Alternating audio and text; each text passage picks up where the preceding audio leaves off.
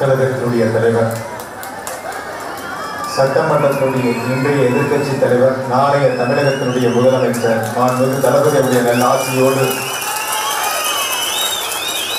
இந்திய தேசிய காங்கிரஸ், மறுமலர்ச்சி திராவிட முன்னேற்ற கழகம், சிபிஎம், சிபிஐ, கொங்கு நாடு மக்கள் தேசிய கட்சி, விடுதலை சிறுத்தைகள் கட்சி, இந்திய யூனியன் முஸ்லீம் லீக், மனிதநேய மக்கள் கட்சி, தமிழக வாழ்வுரிமை கட்சி, மக்கள் விடுதலை கட்சி, பார்வர்ட் பிளக், ஆயுதமிழர் பேரவை, புதிய திராவிடர் கழகம், மனிதநேய ஜனநாயக கட்சி, ஆதித்தமிழர் கட்சி உள்ளிட்ட தோழமை கட்சியினுடைய ஆதரவோடும் கரூர் சட்டமன்ற தொகுதியினுடைய வேட்பாளராக கழக தலைவர் தளபதி அவர்களால் அறிவிக்கப்பட்டு இன்று கரூர் சட்டமன்ற தொகுதியினுடைய செயல் வீரர்கள், வீராங்கனைகள் ஆலோசனை கூட்டத்தில் கலந்து கொண்டு எனக்கு பின்னால் சிறப்புரையாற்ற வருகின்றிருக்கின்ற கரூர் நாடாளுமன்ற உறுப்பினர், அன்பிற்கும் போற்றுதலுக்கும் உரிய ஜோதிமணி அவர்களே, இந்த சிறப்பான நிகழ்ச்சியிலே கலந்து கொண்டு எனக்கு பின்னால் சிறப்புரையாற்ற வருகின்றிருக்கின்ற கழகத்தினுடைய மூத்த முன்னோடி,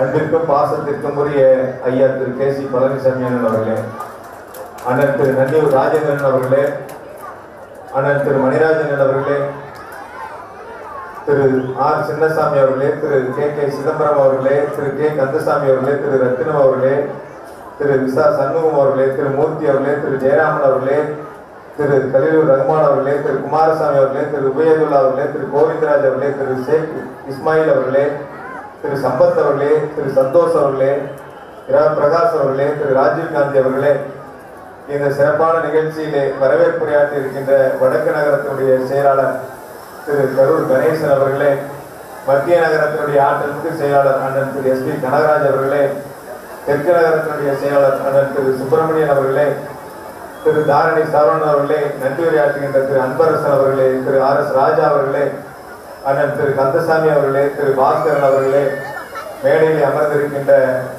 செயற்குழு உறுப்பினர்களே, மாவட்ட கழகத்தினுடைய நிர்வாகிகளே, மாநிலத்தினுடைய நிர்வாகிகளே, நகர ஒன்றிய பேரூர் கழகத்தினுடைய நிர்வாகிகளே, தோழமை கட்சியினுடைய நகரத்தினுடைய செயலாளர்களே, அனைவருக்கும் வணக்கத்தை அன்போடு தெரிவித்துக் கொண்டு, எல்லாவற்றிற்கும் மேலாக நடைபெறுகின்ற 2021 சட்டமன்றத்தினுடைய பொது தேர்தலில் கண்ணுறங்காது உழைத்து கரூர் சட்டமன்ற தொகுதி 50,000க்கும் மேற்பட்ட வாக்குகள் வித்தியாசத்தில் வெற்றி பெற செய்து கழக தலைவர் தளபதியுடைய கரங்களில் ஒப்படைக்க ஏறத்தாழ 8 மாத காலமாக எழுச்சியோடு பணியாற்றி நேற்று இரவு 8 மணி அளவில் நாளை காலை 10:30 மணிக்கு செயல்வீரர்கள் கூட்டம் என்று நகர கழக செயலகத்திலே எடுத்து சொல்லி அதற்கு பிறகு ஏறத்தாழ 12-14 மணி நேரத்தில் பல்லாயிரக்கணக்கான கழகத்தினுடைய நிர்வாகிகள், பொதுமக்கள் எழுச்சியோடு கலந்து கொண்டிருக்கின்ற இந்த செயல்வீரர் கூட்டத்திலே பங்கு பெற்றிருக்கின்ற உங்கள் அனைவரது பாதங்களிலும் எனது நன்றி மலர்களை பணிவன்போடு சமர்ப்பிக்கின்றேன். நேற்று இரவு 8 மணிக்கு தான் நகர செயலகத்தை பேசணும், நாளை செயல்வீரர் கூட்டத்தை வைத்துக் கொள்ளலாம் என்று.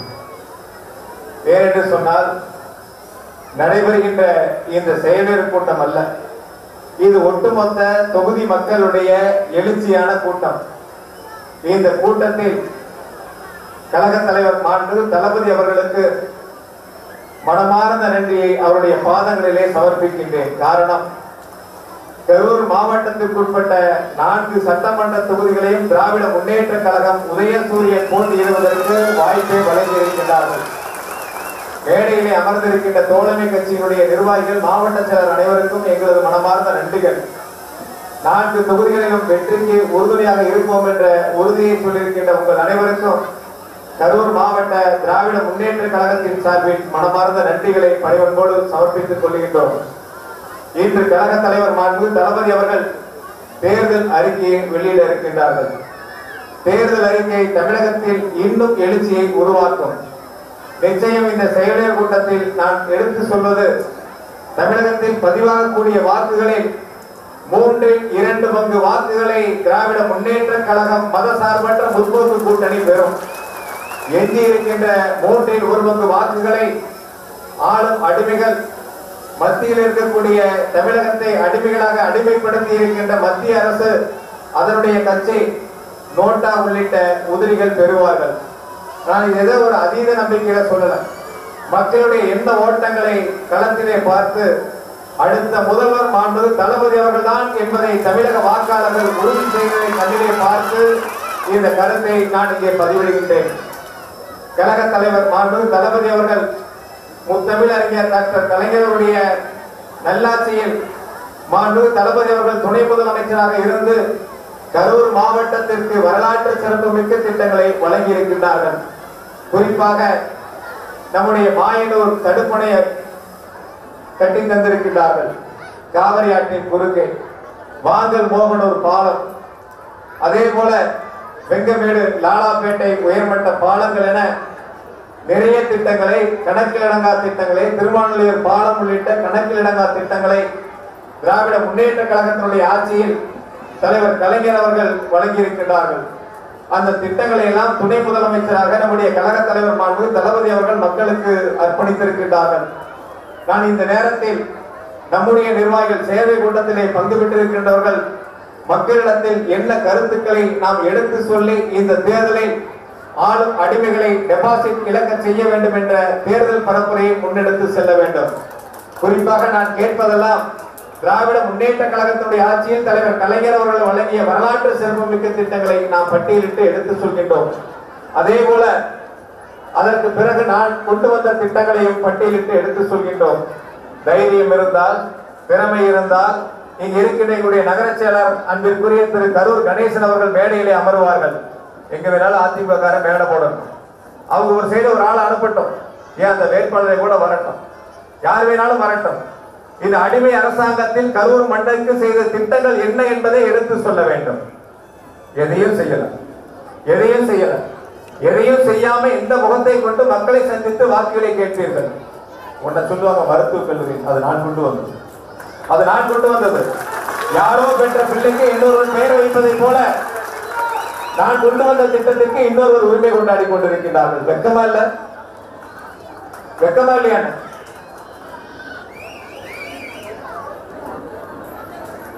இன்னொன்னு சொல்லுவாங்க, இந்த ரயில்வே பாலம், இந்த ரோடுன்னு சொல்லி அதுவும் நான் கொண்டு வந்து அடிக்கல் நாட்டி ஒரு பகுதி திறந்தே வச்சாச்சு விசாரிச்சுல இருந்து. அதுக்கு பிறகு 5 வருஷம் நடந்து ஆமா நடந்திருந்தா கூட இன்னும் கொஞ்சம் வேகமா நடந்திருக்கு. எதுக்காகனா அந்த சாலையில் இருக்கிற எல்லா இடங்கள்லையும் வாங்கணும், எல்லா இடங்களையும் விலைக்கு வாங்கணும். அதற்காக இந்த 5 ஆண்டு காலம் காலதாமதம். வாங்கி முடிச்சு காம்பவுண்ட்லாம் கட்டி கோயில் எல்லாம் மறைச்சு தேர்தல் வருது. நான் லைட்டா சொல்லியிருந்தேன், அந்த கோயிலுக்கு முன்னாடி இருக்கிற இடத்த 20 இடத்த நான் விலை கொடுத்து அந்த கோயிலுக்கு வாங்கி கொடுக்க போறேன், என்ன விலையோ கேட்டு சொல்லுங்கன்னு சொன்னேன். அடுத்த நாள் பார்த்தா காம்பவுண்ட் இடிச்சு 10 அடி விட்டுறேன். ஏன்னா நம்ம வாங்கி கொடுத்துருவோமா, அதனால இதுவும் நம்ம கொண்டு வந்தது சாலை. இன்னும் என்னதான் நான் பார்த்த பிப்ரவரி 24ஆம் தேதி விளம்பரம் கொடுத்திருந்தாங்க ஒரு பக்கம் பத்திரிகையில. என் பத்திரிகையாளர்லாம் வந்திருப்பாங்க. ஒரு பக்கம் பத்திரிகையில விளம்பரத்தை பார்த்தா ஒரு 5-6 திட்டங்கள் இருந்தது. 5-6ல ஒண்ணு கூட அவங்களுக்கு சொந்தம் இல்லை. இந்த அடிமைகளுக்கு சொந்தம் இல்லாத திட்டங்கள் அனைத்தும் நம்மால் கொண்டு வரப்பட்டது. குறிப்பாக துணை முதலமைச்சராக கரூர் நகராட்சியின் முன்பாக மாபெரும் ஒரு கூட்டத்தை கூட்டி அந்த கூட்டத்திலே கரூர் நகராட்சிக்கு புதிய காவிரி குடிநீர் திட்டத்தை வழங்கியவர் நம்முடைய கழக தலைவர் தளபதி அவர்கள். அதற்கு பிறகு அந்த நிதிகளை பெற்று 3 திட்டங்களையும் செயல்படுத்துவதற்கு முனைப்போடு செயல்பட்டு தாந்தோடி பகுதியில் அந்த திட்டம் நிறைவேற்றப்பட்டு கரூர் பகுதியில் நிறைவேற்றப்பட்டு வெங்கமேடு பகுதியில் முடியும் தருவாயில் இருந்தது. 5 ஆண்டுகளாச்சு, 5 ஆண்டுகளாச்சு. இன்னும் அந்த காவிரி குடிநீர் திட்டத்தை கூட முழுமையாக அவர்களால் நிறைவு செய்ய முடியவில்லை. தண்ணி குடிக்க வழி இல்லை, டெண்டர் எடுக்கணும், சம்பாதிக்கணுங்கிறதுக்காகவே வராத தண்ணிக்கு மீட்டர் போடுறேன் அப்படின்னு சொல்லி பொருத்தி அந்த தண்ணியை கூட மக்கள் ஒழுங்கா எடுத்து குடிக்க முடியாத சூழல். நான் ஒரு உறுதியை சொல்கின்றேன், 2021 மே மாதம் 2ஆம் தேதி வாக்கு எண்ணிக்கை முடிந்து தமிழகத்தினுடைய முதலமைச்சராக தளபதி அவர்கள் ஆட்சி பொறுப்பை ஏற்பார்கள். அதன் பிறகு கரூர் நகராட்சியில் இந்த அடிமைகளால் இந்த குடிநீர் திட்ட பணிகள் பொருத்தப்பட்ட மீட்டர் உட்பட அனைத்தும் சீரமைக்கப்படும், அனைத்தும் சீரமைக்கப்படும். நாரதகனா சபா கிட்ட ஒரு கல்யாண மண்டபத்தை கட்டணும்.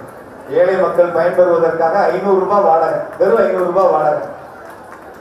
ஏழை மக்கள், கரூரிலே உழைப்பவர்கள் தங்களுடைய பிள்ளைகளுக்கு திருமணம் என்று சொன்னால் திருமண மண்டபத்திற்கு ஆயிரக்கணக்கில் வாடகை செலுத்த வேண்டுமே என்பதற்காக வெறும் 500 ரூபாய் வாடகையில் 3.5 கோடியில் திருமண மண்டபத்தை கட்டினோம்.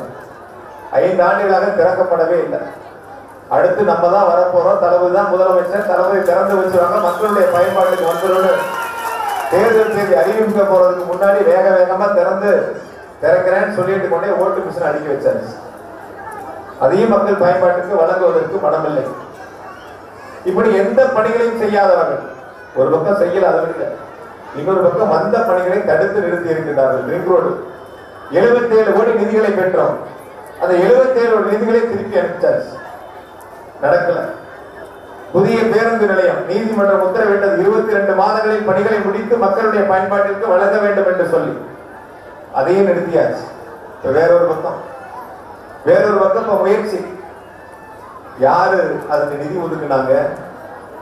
அதாவது நான் இருக்கும்போது ஒரு முடிவெடுத்தேன். நான் நினைத்திருந்தால் அன்னைக்கே போக்குவரத்து கழகத்துல அந்த பஸ் ஸ்டாண்டை கட்டி இருக்க முடியும். அப்படி கட்டிட்டா கரூர் நகராட்சியினுடைய வருமானம் குறையும். அந்த பேருந்து நிலையத்திற்கக்கூடிய கடைகளுக்கு அங்கே வரக்கூடிய வருமானம் அனைத்தும் இப்பொழுது நகராட்சியை சாரும். அதன் மூலமாக நம்முடைய நகராட்சியில் வளர்ச்சி திட்ட பணிகளை செய்யலாம். ஆனால் இப்ப இருக்கிற சூழல், போக்குவரத்து கழகத்தில் அதை கட்டினால் அனைத்தும் போக்குவரத்து கழகத்துக்கு அந்த வருமானம் போகும். நகராட்சியில் சாலை போட முடியாது, சாக்கடை போட முடியாது, வருமானம் கிடைக்காது.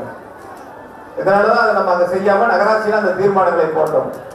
நகராட்சியில பணம் இல்லை, நீதிமன்றம் உத்தரவிட்டதுனால இப்ப போக்குவரத்து கழகத்துல கட்டுறேன்னு சொல்லி ஒரு அரசாணையை வெளியிட்டு விட்டு அடுத்த நாள் அந்த போக்குவரத்து கழகத்துடைய அதிகாரி மாவட்ட ஆட்சியருக்கு ஒரு கடிதம் எழுதுகின்றார்.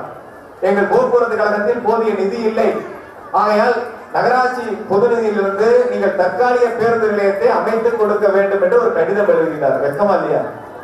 பணம் இல்ல, ஒரு ஜீவோ போட்டாச்சு, ஜீவோ போட்டு அடுத்த நாள் ஒரு கடிதத்தை எழுதுகின்றார்கள். நான் இப்பொழுது கேட்கின்றேன், அந்த சுக்காலி தோரணக்கல்பட்டியில் நடக்கிற சாலை நடக்கிற பணிகளா இருக்கட்டும், எந்த நிதி, யாரு டெண்டர் எடுத்திருக்கான், எதன் மூலம் அந்த பணிகள் நடைபெறுகின்றன, யாருக்கு வேலை உத்தரவு வழங்கப்பட்டிருக்கின்றன? எல்லாம் மன்னாரன் கம்பெனி, எல்லாம்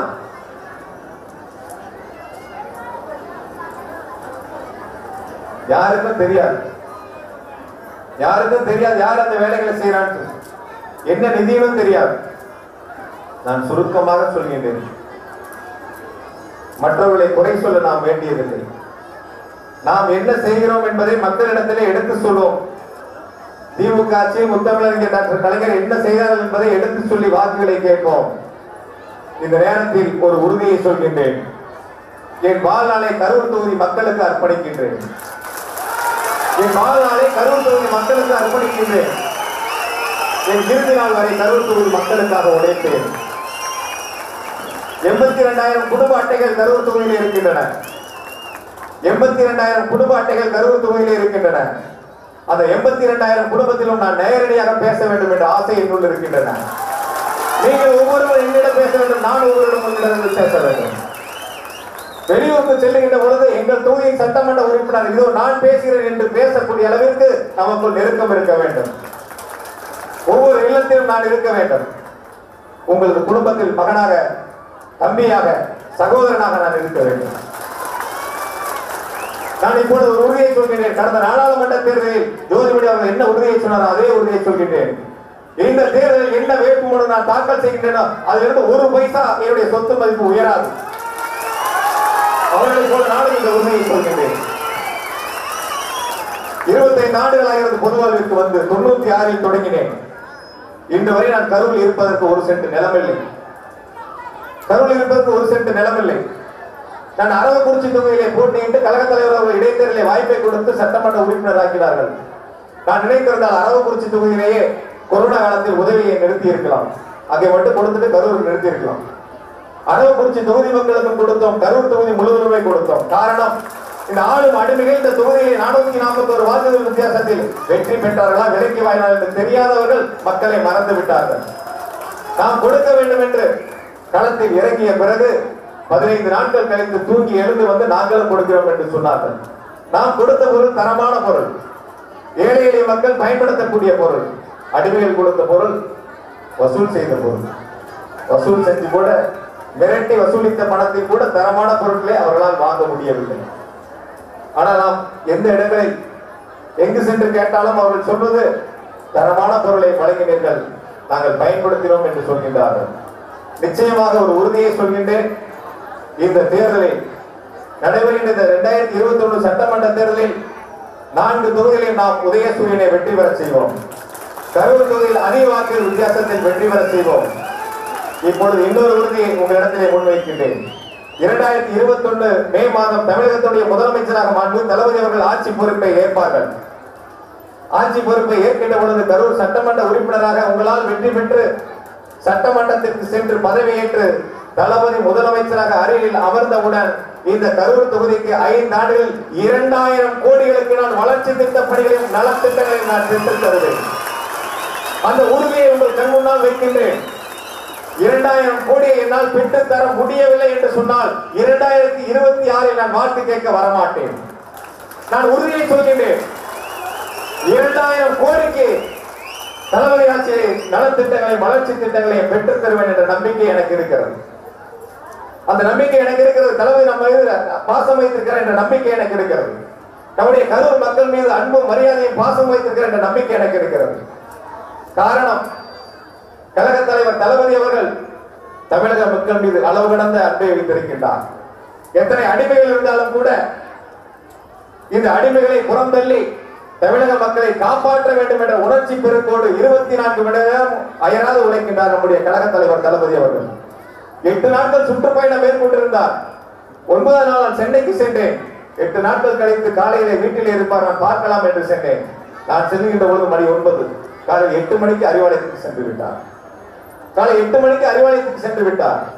உழைப்பு உழைப்பு உழைப்பு என்று நம்முடைய முத்தமிழர் டாக்டர் கலைஞர் அவர்கள் சொன்னார்கள். அதை போல 24 மணி நேரமும் தமிழக மக்களுக்காக அயராது உழைக்கக்கூடிய தலைவர் நம்முடைய மாண்புமிகு தளபதி அவர்கள். திருச்சியிலே நடைபெற்ற பொதுக்கூட்டம் என்றுதான் நாங்கள் நகர செயலாளர் நிர்வாகிகள் சென்றோம். அங்கு சென்ற பிறகுதான் தெரிந்தது அது மெரினா சாலையில் என்று கடலை பார்ப்பதை போல லட்சக்கணக்கான மக்கள் அங்கே குழுமி இருந்தார்கள். அந்த கூட்டத்தில் எழுச்சியை ஆற்றுகின்ற பொழுது 7 திட்டங்களை 7 துறைகளை தேர்ந்தெடுத்து கழக தலைவர் தளபதி அவர்கள் அங்கே அறிவித்தார்கள். அதில் சிறப்பு வாய்ந்த துறைகள் அனைத்தும் நாட்டை அடுத்த 10 ஆண்டுகளில் முதலமைச்சராக பதவியேற்று எப்படி நல்வழிப்படுத்த போகிறோம், எப்படி வளர்ச்சியடைய செய்ய போகிறோம் என்ற உறுதியை சொல்லி இருந்தார். அதில் சிறப்பு வாய்ந்த திட்டங்கள் அனைத்தும் அதில் குறிப்பிட்டும்படி சொல்ல வேண்டும் என்றால், தமிழகத்தில் இருக்கக்கூடிய இல்லத்தரசிகளுக்கு மாதம் 1000 ரூபாய் உரிமை தொகை வழங்கப்படும் என்று சொன்னார். உங்க தொகையை கூட சொல்லலாம், உரிமை தொகையினார் நம்முடைய உரிமை. அந்த உரிமை தொகை வழங்கப்படும் என்ற அறிவிப்பை நம்முடைய கழக தலைவர் தளபதி அவர்கள் அங்கே அறிவித்தார்கள். யாருக்கு இந்த தைரியம் வரும்? கொரோனா காலத்தில் இந்த அடிமை அரசாங்கம் ஒரு 1000 ரூபாய் குடும்ப அட்டைகளுக்கு மாசம் கொடுக்க வரல. ஒரு 1000 ரூபாய் கொடுக்க முடியாதவர்கள் தளபதி 5000 கொடுக்கிறாங்க.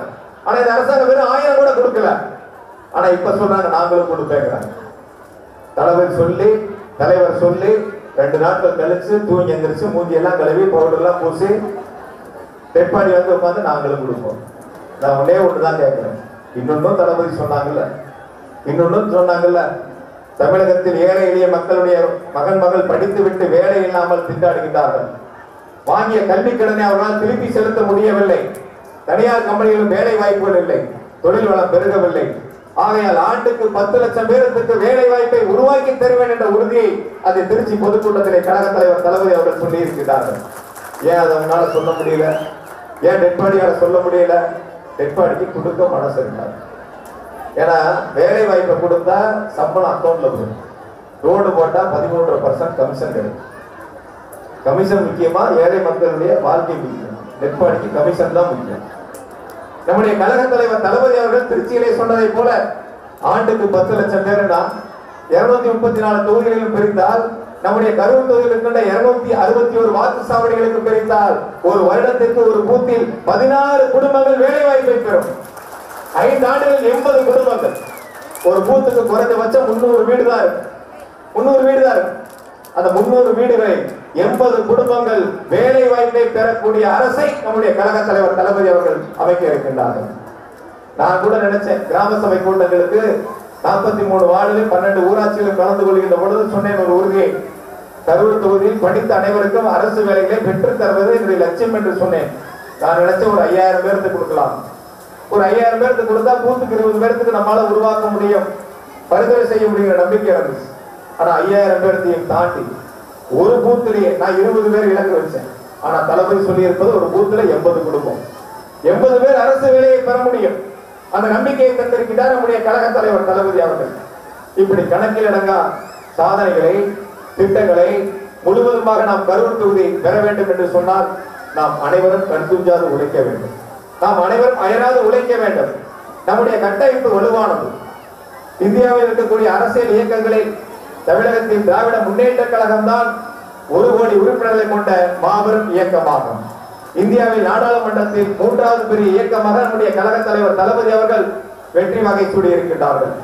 அப்படி நம்முடைய இயக்கத்தினுடைய கட்டமைப்பின் மூலமாக தோழமை கட்சியினுடைய நிர்வாகிகளை அரவணைத்து இங்கே வருகின்ற உங்கள் அனைவரிடத்திலும் தாழ்மையான வேண்டுகோளாக மாவட்ட செயலர் என்ற முறையில் உங்களிடத்திலே கேட்பது, நம்முடைய பகுதியில் இருக்கக்கூடிய, நம்முடைய பூத்தில் இருக்கக்கூடிய, நம்முடைய நகர ஒன்றியத்தில் இருக்கக்கூடிய, மாவட்டத்தில் இருக்கக்கூடிய அனைத்து தோழமை கட்சியினுடைய நிர்வாகிகளையும் அரவணைத்து செல்ல வேண்டும். நடைபெறுகின்ற வாக்கு சேகரிப்பு உள்ளிட்ட அனைத்து நிகழ்ச்சியும் அவரிடத்தில் எடுத்து சொல்ல வேண்டும். அவர்களையும் நம்மோடு அழைத்து செல்ல வேண்டும். இணைந்து பணியாற்ற வேண்டும். இணைந்து பணியாற்றி உதயசூரியனை வெற்றி பெற செய்ய வேண்டும். இந்த வெற்றி என்பது சாதாரணமாக இல்லாமல் இமாலய வெற்றியாக இருக்க வேண்டும் என்ற வேண்டுகோளை உங்கள் அனைவரது பாதங்களிலும் வைக்கின்றேன்.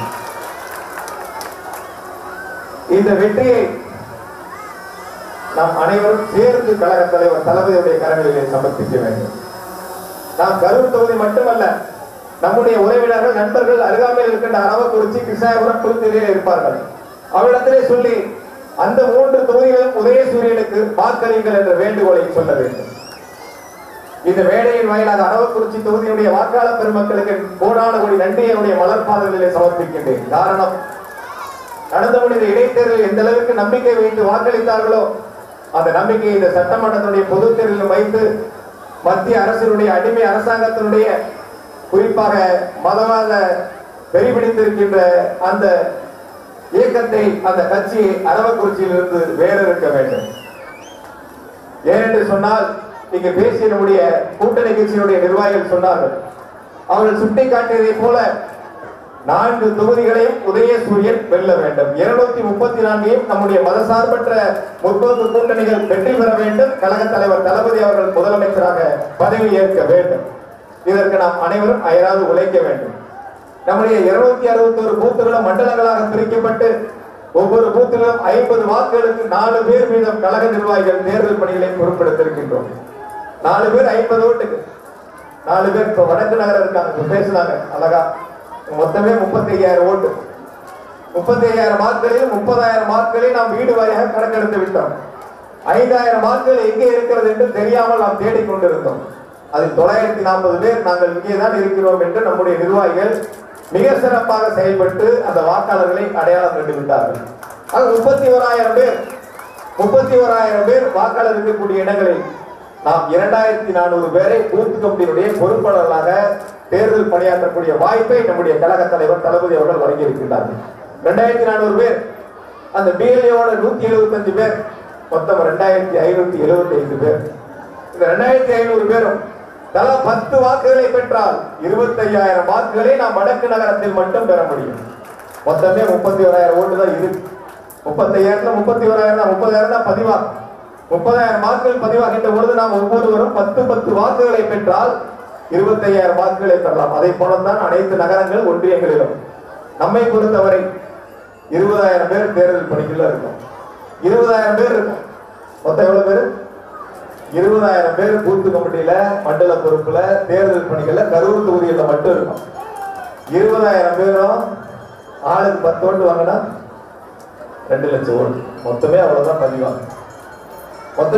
பதிவாகும். ஆகையா நம்முடைய இலக்கு ஒவ்வொருவரும் 10 வாக்குகளை பெற வேண்டும் என்று சொன்னால், நம்ம வீட்டுல 3 ஓட்டு இருக்கு அல்லது 4 ஓட்டு. நம்ம வீட்டிலே 3 அல்லது 4 வாக்குகள், மீதி இருப்பது 6 அல்லது 7 ஓட்டு. நமக்கு தேவையானது இன்னும் 2 குடும்பங்கள். நம் குடும்பம் இல்லாமல் இன்னும் 2 குடும்பங்களை நாம் பேசி கழக தலைவர் தளபதி அவர்களுக்கு இந்த தேர்தலில் உதயசூரியன் சின்னத்திற்கு நீங்கள் வாக்களியுங்கள், நாங்கள் பொறுப்பெடுத்துக் கொள்கிறோம் என்ற உறுதியை சொல்ல வேண்டும். அவர்களுக்கு நாம் உறுதியை சொல்லுகின்ற பொழுது அரசு அமைந்தவுடன் அவருடைய தேவைகளை நாம் பூர்த்தி செய்ய வேண்டும். கட்டாயம் அந்த பூர்த்தி நம்மால் நிறைவேற்ற முடியும். ஆகையால் இங்கே வருகின்ற நம்முடைய கழகத்தினுடைய அனைத்து நிர்வாகிகளும் தொகுதியிலிருந்து மண்டலத்திலிருந்து பூத்துல வரைக்கும் அனைவரும், நகர பொறுப்பாளர்கள், வார்டு பொறுப்பாளர்கள் அனைவரும் மிக சிறப்பாக இந்த தேர்தலில் செயல்பட வேண்டும். நம்முடைய நிர்வாகிகள் சொன்னார், பேசுகின்ற பொழுது சொன்னார்கள், மற்ற தொகுதிகளை விட 261 பூத்திற்கும் ஒவ்வொரு பூத்திற்கும் தேர்தல் பணிமனை அமைக்கப்பட்ட தொகுதி கரூர் தொகுதி என்று பெருமையோடு சொன்னார்கள். அப்பதான் சொன்னார், நகர சேர்ந்த அடிமைகள் கூட வார்டுக்கு ஒரு இடம் தான் போட்டிருக்காங்க. நான் சொன்னேன், ஏன் அப்படின்னு கேட்டேன். அப்ப சொன்னாங்க, நம்ம ஒரு பூத்துல வர்ற வாக்கு சேகரிக்கின்ற கூட்டம் அவங்க மொத்த வார்டுக்கு வராதுன்னா, அதனால பயந்துகிட்டு வார்டுக்கு ஒரு இடம் போட்டிருக்கான்னு சொல்றாங்க. நான் தாரணியார்கிட்டையும் நம்ம நிர்வாகிட்டு அடிக்கடி கேட்பேன், யாராவது அந்த பக்கம் ஏதாவது பந்தயத்துக்கு ஆள் இருந்தா சொல்லுங்க. எதுக்காகனா இது ஒரு நம்பிக்கை இல்லை. எதுக்காகனா ஏதாவது கவுண்டிங் போகும்போது செலவுக்காக வருது. யாரும் வரலன்னு சொன்னார், யாரும் வரமாட்டேங்கிறாங்க. நான் சொன்னேன், பந்தயம் முக்கியம் அல்ல, நமக்கு லட்சியம் முக்கியம். நான் இந்த மேடையிலே சவால் விட்டு சொல்கின்றேன், அடிமைகளை நீங்கள் இந்த முறை 234 இளைஞர்கள் 234 கழக தலைவர் தளபதி அவர்கள் அமைத்திருக்கின்ற இந்த மதசார்பற்ற முற்போக்கு கூட்டணி மாபெரும் வெற்றியை பெறும், மாபெரும் வெற்றியை பெறும். முதலமைச்சர் உட்பட அனைத்து அமைச்சர்களும் டெபாசிட்டை இழைப்பார்கள், தோல்வியை தழுவார்கள். நிச்சயம் அந்த வரலாறு கரூரில் நடைபெறப் போகின்றன, கரூரில் நடைபெறப் போகின்றன. ஒரு நண்பர் வெளியூரை சேர்ந்தவர், அவர் ஒரு பத்திரிகையாளர், என்னிடத்திலே பேசுகின்ற பொழுது சொன்னார், ஏன் கரூருக்கு மாறினீர்கள் என்று கேட்டார். நான் கேட்டேன், சொந்த வீட்டை விட்டு நான் ஏன் வாடகை வீட்டுக்கு போகணும்? சொந்த வீட்டை விட்டு நான் ஏன் வாடகை வீட்டுக்கு போகணும்? என்னுடைய வாக்கு எனக்கு போட முடியாது. நான் கரூர்லன்னா என் ஓட்டு எனக்கு போட முடியும், அதனால நான் கரூர் நிற்கிறேன், அதனால நான் கரூர் நிற்கிறேன்னு சொன்னேன். நான் இப்பயும் திரும்ப சொன்னேன், கழக தலைவர் தளபதி அவர்கள் ஏற்கனவே பத்திரிகையாளர் கேட்கும்போது சொன்னேன், யாருக்கு கரூர் தொகுதியில் போட்டியிடக்கூடிய அல்லது யாருக்கு கரூர் மாவட்டத்தில் போட்டியிடக்கூடிய வாய்ப்பை வழங்கினாலும் நாங்கள் சிறப்பாக தேர்தல் பணியாற்றி வெற்றி பெறுவோம் என்ற உறுதியை சொன்னோம். அப்ப குறுக்க கேள்வி கேட்டாங்க, கரூர் தொகுதியுமான கட்டாயம் கரூர் தொகுதியும் வேட்பாளரை அறிவித்தால் நீ போய் வேலை பாரு செந்தில் பாலாஜி என்று சொன்னால் நான் வேலை செய்து அவர்களை வெற்றிக்கு உறுதுணையாக இருப்பேன் என்ற உறுதியை சொன்னேன். இது எந்த மாற்றமும் இல்லை. எனவே நாம் அனைவரும் நிறைய பேர் நம்ம சீட்டு கேட்டிருக்கலாம். கரூர் தொகுதியில் 12 பேர் கேட்டிருந்தோம், விசாகப்பட்டினத்துல 64 பேர், அரவக்குறிச்சியில 25 பேர், புலித்தலையில் 25 பேர், இப்படி நிறைய நாம் போட்டியிடக்கூடிய வாய்ப்புகளை தலைவரிடத்திலே கேட்டிருந்தோம். நிறைய பேர் வாய்ப்புகளை கேட்டிருந்தாலும் ஒருவருக்குத்தான் அந்த வாய்ப்பை கழக தலைவர் தளபதி அவர்கள் வழங்க முடியும். மற்றவர்களுக்கு இன்னும் நிறைய நாம் தான் ஆளுங்கட்சியாக போகின்றோம். தளபதி தான் முதலமைச்சராக அரியணையில் அமரப் போகின்றார். நாம் மற்றவர்களுக்கு இன்னும் நிறைய வாய்ப்புகள் இருக்கின்றன. அந்த வாய்ப்புகளை கழகத்தினுடைய பொறுப்பாளர்கள் என்ற முறையில் நாங்கள் அனைவரும் சேர்ந்து அந்த மற்ற வாய்ப்புகளை எதிர்பார்த்தவர்களுக்கு நிச்சயம் உருவாக்கி தருவோம் என்ற உறுதியை இந்த நேரத்தில் அன்போடு தெரிவித்துக் கொள்கின்றேன். எனவே வருகை இருக்கின்ற நம்முடைய பொறுப்பாளர்கள், கூட்டணி கட்சியுடைய தோழமை கட்சியுடைய நிர்வாகிகள் அனைவருக்கும் ஒரு தாழ்மையான வேண்டுகோளாக இந்த நேரத்தில் வேட்பாளர் என்ற முறையில் வைப்பது, நடைபெறக்கூடிய இந்த தேர்தல் ஒரு யுத்தகலம். நடைபெறக்கூடிய இந்த தேர்தல் என்பது ஒரு யுத்தகலம். மத்தியில் இருக்கக்கூடிய ஆட்சி அதிகாரம், மாநிலத்தில் இருக்கக்கூடிய பணபலம் இரண்டையும் நாம் எதிர்கொள்கின்றோம். ஒருபுறம் அரசு பலம், ஒருபுறம் அரசு அதிகாரிகள், இங்கே ஒருபுறம் மாவட்ட ஆட்சியர். அரசு அதிகாரிகள் தான் ஆளுங்கட்சிக்கு அடிமை சாசனத்தை எழுதி கொடுத்து வேலை பார்த்து கொண்டிருக்கின்றார்கள். எத்தனை பேர் அவர்கள் அடிமைகளாக வைத்து அதிகாரிகளை செயல்பட வைத்தாலும் வாக்களிப்பவர்கள் மக்கள். அவர்கள் தான் இறுதி எஜமானர்கள், வாக்காளர்கள் தான் இறுதி எஜமானர்கள். அவர்கள் தான் யார் வெற்றி பெற வேண்டும், யார் மக்கள் பணியாற்ற வேண்டும் என்று தீர்மானிக்கக்கூடியவர்கள். மக்களுடைய எண்ண ஓட்டம், மக்களுடைய மனநிலை மாண்புமிகு தளபதி அவர்கள் முதலமைச்சர் என்ற உறுதி செய்திருக்கின்றார்கள். இந்த நேரத்தில் நான் மீண்டும் ஒரு உறுதியை சொல்கிறேன், அனைவருடைய ஒத்துழைப்போடும் நிச்சயம் 4 தொகுதிகளையும் நாம் வெல்வோம். உதயசூரியன் வெற்றி பெறும், நம்முடைய கூட்டணி வெற்றி பெறும். 234 நம்முடைய கூட்டணி வெற்றி பெறும். தளபதி முதலமைச்சராக அரியணையில் அமருவார்கள். அதற்கு நாம் அதிக வாக்குகள் வித்தியாசத்தில் வெற்றி பெறணும். அந்த வெற்றி என்பது சாதாரண வெற்றியாக அமைந்து விடாது.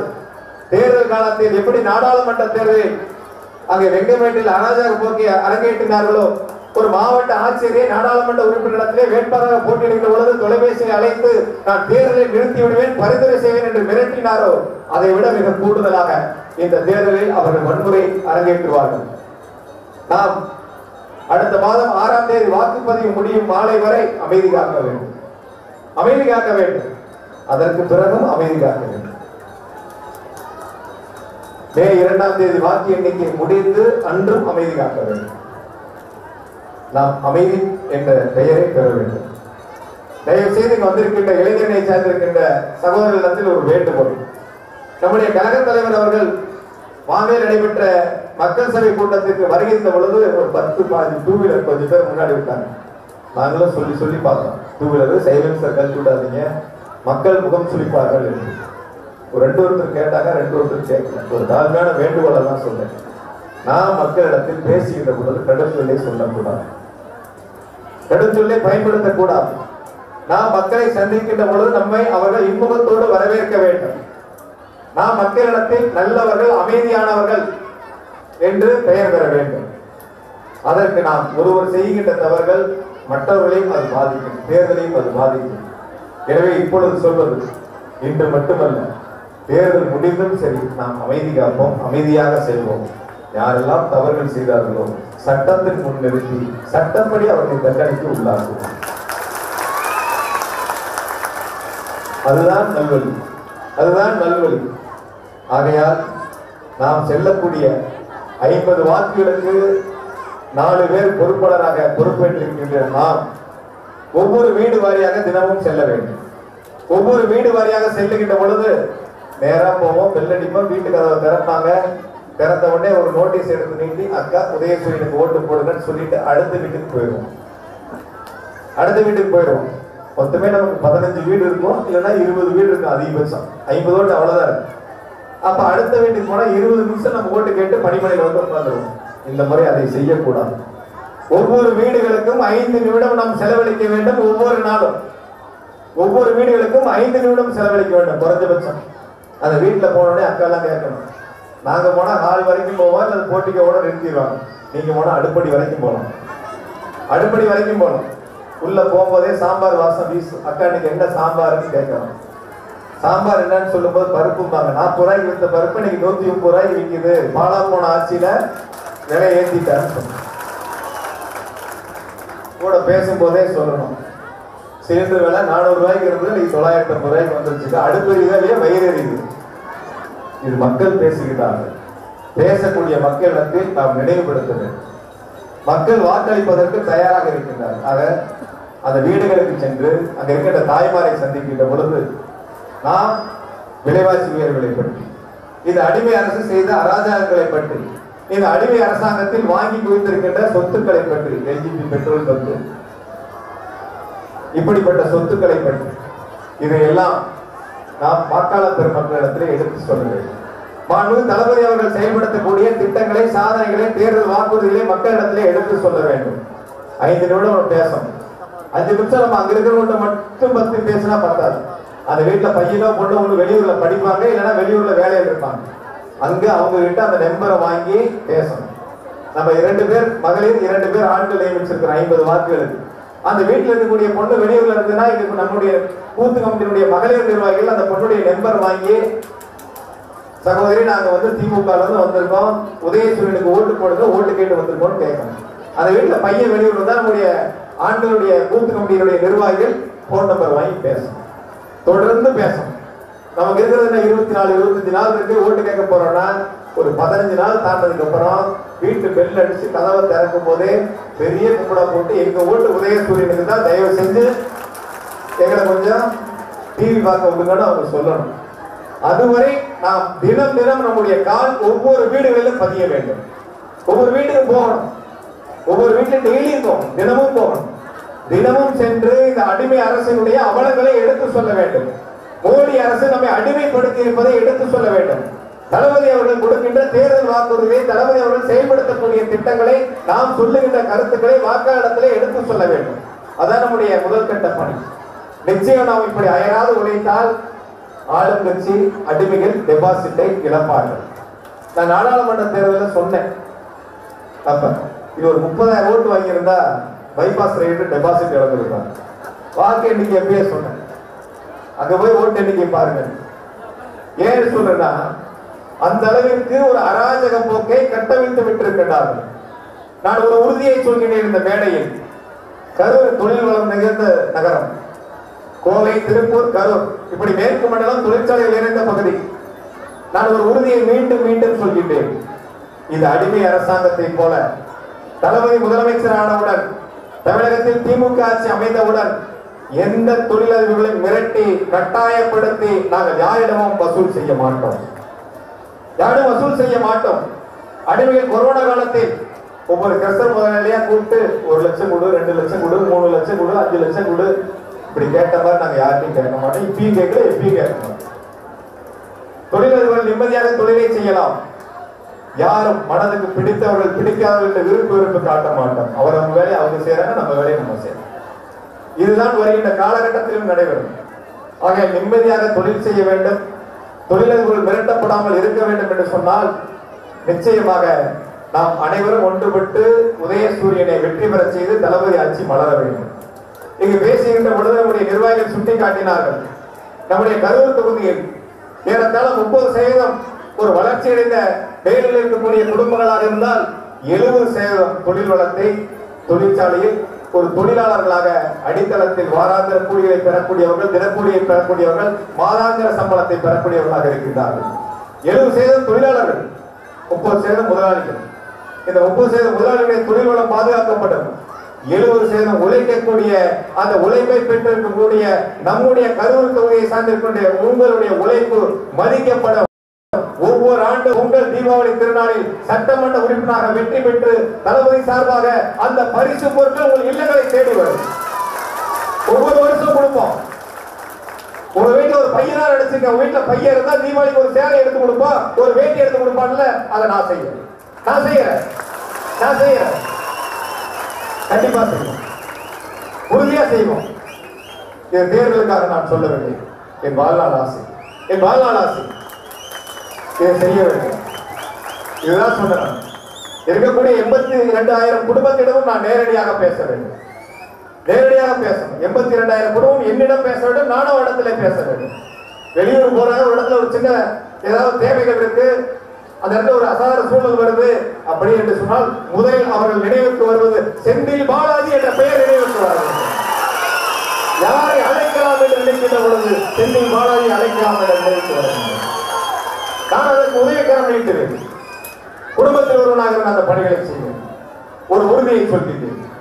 4 வருஷம் சும்மா உட்கார்ந்து படிச்ச ரோட்ட போடல, குப்பைக்காடா கிடந்தது அனைத்தும். இப்ப 30 நாளா விடாத டெண்டருக்கு போர்டு வைக்கிறாங்க. விடாத டெண்டர். இந்த நகராட்சி ஆணையர் வருஷமா மாட்ட போறாங்க, ரொம்ப வருஷமா மாட்ட போறாங்க. காவல்துறை சட்டையை கல்ற மாதிரி அவங்க கிட்டத்தட்ட வாழ்நாள் பூரா அவங்க பணியிடை நீக்கத்துலதான் இருப்பாங்கன்னு. ஏன்னா பசுமை வளையத்துல ஒரு சமுதாய கூட வேணும்னு பழைய தேதியை போட்டு சமுதாய கூடத்திற்கு சட்டமன்ற உறுப்பினர் மேம்பாட்டில இருந்து ஒப்புதல் வழங்குறேன்னு சொல்லி கொடுத்துருக்காங்க. இப்படி நிறைய போர்டு வச்சிருக்காங்க. இதெல்லாம் டெண்டர் எந்த தேதியில விட்டீங்க, நீங்க எந்த தேதியில டிஸ்பேச் பண்ணீங்க, இதெல்லாம் நாங்க எடுத்து வச்சிருக்கோம், இதெல்லாம் எடுத்து வச்சிருக்கோம். இதை நான் தவறுக்காக சொல்லலாம், மிரட்டலுக்காக சொல்லலாம். அதிகாரிகள் நடுநிலையோடு நடந்து கொள்ள வேண்டும். நாங்க வந்தா நீங்க நடுநிலையோடு நடந்துக்க. நாங்க உங்களை வந்து சட்டத்துக்கு புறம்பா எந்த வேலையும் செய்ய சொல்ல போறதில்ல, யாரையும் நாங்க கட்டாயப்படுத்த போறதில்லை. நேர்மையாக நியாயமாக நடந்து கொள்ளுங்கள். இந்த தேர்தல் நேர்மையாக நடந்தது. நேர்மையாக நடைபெற வேண்டிய தேர்தலை அதிகாரிகள் நேர்மையாக நடத்தட்டும். ஆகையால் ஒவ்வொரு வாக்குச்சாவடிகளிலும் இருக்கக்கூடிய மொத்த வாக்குகளில் 3/2 பங்கு வாக்குகளை நாம் உதயசூரியனுக்கு பெற்றோம் என்ற வரலாற்று சாதனையை இந்த தேர்தலை நாம் உருவாக்க வேண்டும். வரலாற்று சாதனையை உருவாக்க வேண்டும். இந்த அரசாங்கம் செய்ய இருக்கிறது. இந்த அரசாங்கம் செய்ய ஊழல்களை மக்களிடத்தில் சொல்வதை போல நாம் செய்ய வேண்டியதை, நாம் மக்களுக்கு செய்யக்கூடிய திட்டங்களை மக்களிடத்தில் எடுத்து சொல்ல வேண்டும். இன்று முதல் பத்திரிகையாளருக்கு ஒரு உறுதியை சொல்கின்றேன். இன்று முதல் கரூர் பாமாயில் வாங்கிய சொத்துக்களின் பத்திரங்கள் தினம் ஒரு பட்டியல் வெளியிடப்படும். தினம் ஒரு பத்திரத்தை வெளியிடுவேன். குடும்ப பெயரில் வாங்கிய சொத்துக்களின் தினம் ஒரு பத்திரம் வெளியிடப்படும். தேர்தல் வரை இது தொடரும். முடிந்தால் என் மீது வழக்கு போட்டு பாருங்கள். முடிந்தால் என் மீது வழக்கு போட்டு பாருங்கள். நான் சந்திக்க தயாராக இருக்கின்றேன். வாங்கலையா வாங்கலையா? 12 தொழில் இருக்குங்கிறேன். 12 தொழிலும் சேர்ந்து 2011 இருந்து 16 வரைக்கும் உனக்கு என்ன வருமானம் வெளியீடு? அப்போ அந்த 12 தொழில் தானே சொன்னேன். 11 இருந்து 16 வரைக்கும் உனக்கு என்ன வருமானம்? சரி, 2006 இருந்து 11 வரைக்கும் உனக்கு என்ன வருமானம்? எத்தனை கோடி வருமானம் காட்டியிருக்க? இப்ப எப்படி 16க்கு அப்புறம் எத்தனை கோடி வந்து சொத்து வாங்க முடிஞ்சது? நான் கேட்பது, கரூர் தொகுதியில் ஆயிரக்கணக்கான மக்கள் தங்குவதற்கு இடமில்லாமல் இருக்கின்றார்கள். ஒரே குடும்பத்துல பையன் பொண்ணு எல்லாம் ஒரே வீட்டில் இருக்காங்க, இருக்க இடமில்லாமல். அவர்கள் தங்குவதற்கு ஒரு சென்ட் நிலம் இல்லை. ஆனா இந்த ஆட்சியாளர்கள் கொள்ளையடித்த பணத்தில், வாரி சுருட்டிய பணத்தில் கோடிக்கணக்கான சொத்துக்களை வழங்கி இருக்கின்றார். இது நான் சொல்லல. 2300 கோடி போக்குவரத்து துறையில் ஊழலை செய்து விட்டார் என்று லாரி உரிமையாளர்கள் சொல்லுகிறார்கள். வெக்கமா இல்ல? வெக்கமா இல்லையா? இன்னொரு லாரி உரிமையாளர் சொல்லுகிறார் பேட்டியிலே 1000 கோடி ஊழலை செய்து விட்டார்கள். கொஞ்சம் 1000 கோடி 2000 கோடி 2300 கோடி சொல்லிதான் உள்ளது. இதனாலதான் தமிழ்நாட்டுடைய கடன் சுமை 5 லட்சம் கோடியை எட்டிவிட்டது.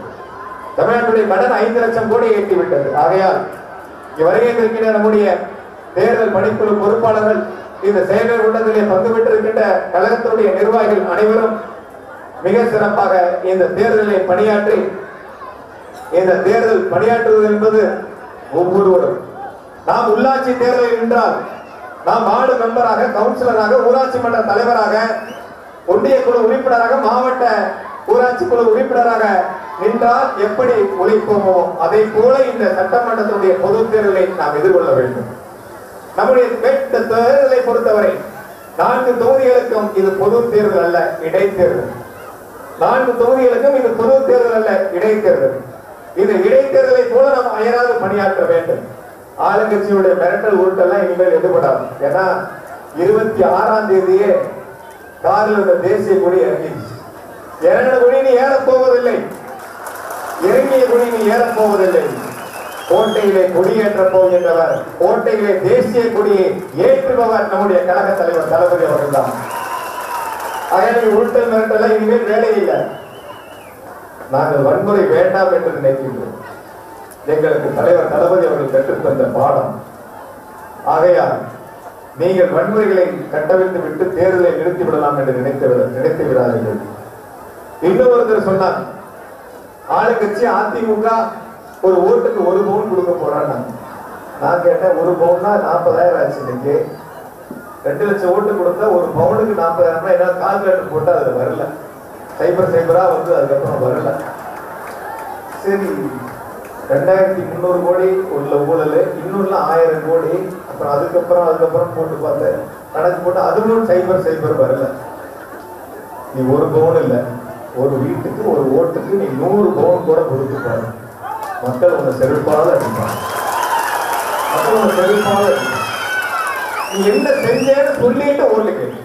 இந்த அடிமைகள், இந்த அதிமுக அடிமைகள் என்ன செஞ்சேன்னு சொல்லிட்டு ஓட்டு கேள்வி.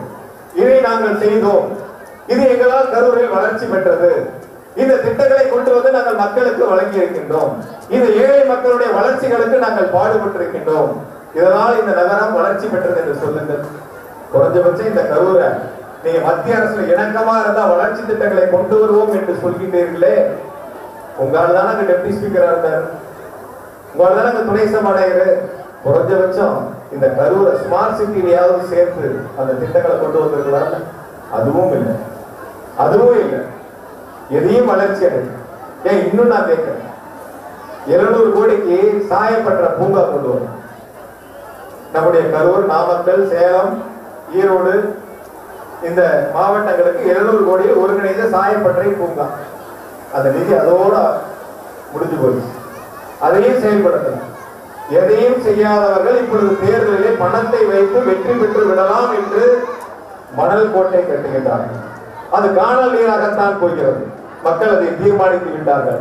பேரன்பு கொண்ட நம்முடைய அனைத்து நிர்வாகிகளை, நம்முடைய கரூர் தொகுதியுடைய வாக்காளர் பெருமக்களை, இந்த தேர்தலில் ஒரு மகத்தான வெற்றியை உதயசூரியன் சின்னத்திற்கு வாக்களித்து என்னை வெற்றி பெற செய்யுங்கள்.